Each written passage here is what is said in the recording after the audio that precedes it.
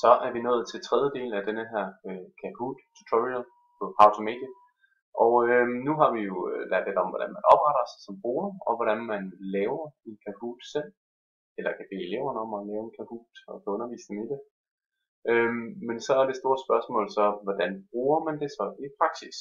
Nu har vi lavet en Kahoot, leger vi, antager vi, at man har.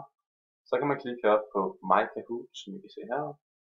Og jeg har gennemsnitligt hjemmefra, så jeg har faktisk allerede lavet en Kahoot, som jeg brugte i undervisningen.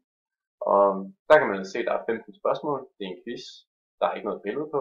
Der er ikke noget. Så kan man lave den om her ved at trykke på Edit, og man kan slette. Hvis vi gerne vil spille den med nogle elever, så trykker jeg på Play.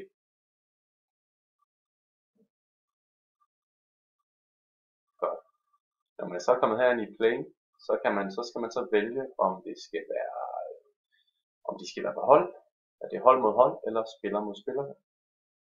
Og ja, det kommer an på, hvor mange apparater I har at bruge med i klassen. Man kan både bruge sin computer, man kan bruge tablets, og man kan bruge sine mobiltelefoner til at spille på Kahoot. Man skal bare bede eleverne om at åbne internettet, og så søge på Kahoot. Og så kommer det vigtige.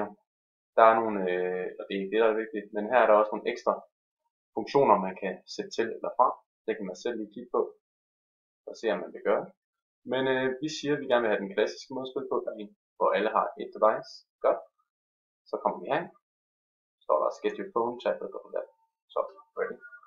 Yes. Så kan I se her, hvis man gerne vil ind og spille Kahoot med mig. Nu er der noget forfærdeligt god musik her.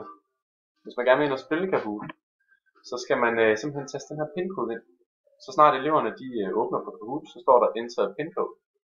Og den pinkode, de så skal skrive ind på deres telefon, eller tablet, eller computer, det er den, der er lige her, hvis de skal være med i mit spil. Så simpelt er det sådan set. Og når de så har gjort det, og du har tjekket som lærer, at alle er klar, så kan man trykke start herover. Men lige nu kan jeg ikke trykke start, for der er ikke rigtig nogen med. Så god fornøjelse med at bruge Kahoot. Jeg håber, at videoerne har været